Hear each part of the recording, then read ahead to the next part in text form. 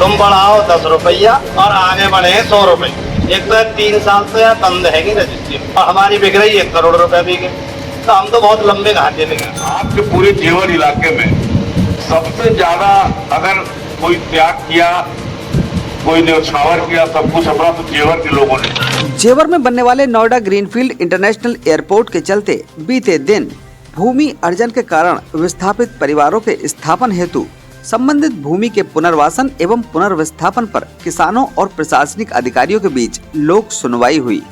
गांव माडलपुर और जेवर बांगर के किसानों और अधिकारियों के बीच हुई इस वार्ता में अधिकारियों और किसानों ने एक दूसरे के विभिन्न मुद्दों को लेकर बात की और स्थिति को स्पष्ट किया।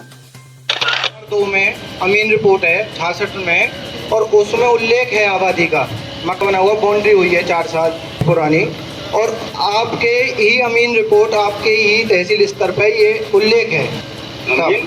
अमीन रिपोर्ट कोर्ट की।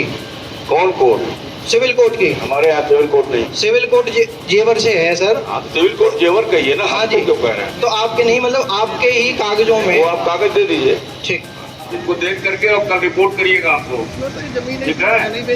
अगर इनके मकान बने हैं तो कितने एरिया में बने हैं और किस घाटे में बने हैं, उसका पूरे फोटोग्राफ के साथ मुझे रिपोर्ट चाहिए। सर वैसे धारा 11 को मानक मानते हो आप, जब सरकार के बेनिफिट देते हो तो ये जिनके धारा 11 से पहले बने हुए सब छोड़ दो, वो भी तो एक मानक मान लो ना सर। वो देखना पड़ेगा ना, ऐसे नहीं छोड़ सकते हैं, लेकिन देख लेंगे हम लोग तो सर्वे करा देंगे, सर्वे की रिपोर्ट है। देखिए वकील साहब, निबंध में कोई बात कहना बड़ा आसान होता है, अब तथ्यों के साथ उसका समावेश करना बड़ा दुष्कर कार्य होता है।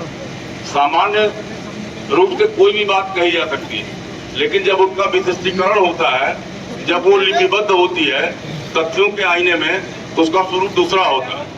नहीं, जमीन आपके नाम है ना? मेरे नाम है, मेरी 1000 गज जगह छोड़ी है सहारे काम की। अच्छा, अब वो 1000 गज में हमारा कायदा 3-4 भैया हैं। अच्छा, तो वो गलत ना बनी हुई है 4 बीघे में। तो माफिया क्यों पीछे पड़े हैं आपसे?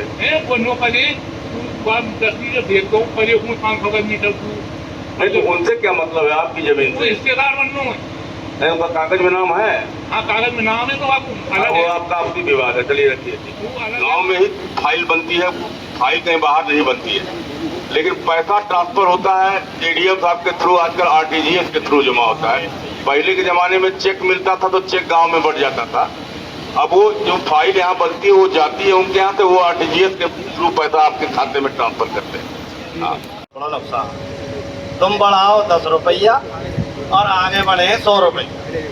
एक तो 3 साल से बंद है रजिस्ट्री और हमारी बिक रही 1 करोड़ रुपए बिके, तो हम तो बहुत लंबे घाटे में गए। अब भी जब भी फायदा भाई, आज हमें मिलेगा 1 बीघे में 2 बीघे, और 3 साल पहले रोक लगा दी, जब मिल लो हमें 6 बीघे, तो तुम्हारे 10 रुपये बढ़े, वहाँ 150 बढ़ गए, तो नुकसान में हम तो खुश।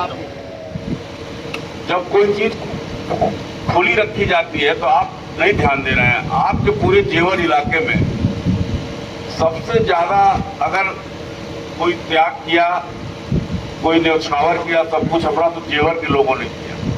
लेकिन आप अगर दूसरी नजर से देखें तो हम माफिया एलिमेंट बहुत आ गए और आप लोगों की कीमत पे आ रहे। कभी कभी कुछ निर्णय ऐसा लेना होता है, आप लोग, हम लोग उस समय नहीं थे, आपको याद होगा कि द्वितीय चरण के पहले 10,000 यहाँ 10-10 गज, 20-20 गज, 40-40 गज के लोग बैनामा कराए। याद है आपको? याद है ना?